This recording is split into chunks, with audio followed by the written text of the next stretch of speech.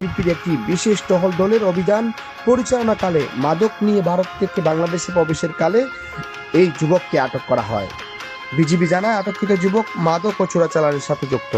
শুক্রবার গোয়েন্দা তৎপরতার ভিত্তিতে বিজিবি জানতে পারে যে ওই যুবক অবৈধভাবে অনুপ্রবেশ করে ভারত থেকে মাদকদ্রব্য নিয়ে বাংলাদেশে ফেরত আসছিল। এ সময় বিজিবির একটি টহল দল তাকে আটক করে তল্লাশি করলে তার কাছ থেকে 1890 পিস ইয়াবা ট্যাবলেট পাওয়া যায়। এ সময় ওই যুবকের কাছ থেকে একটি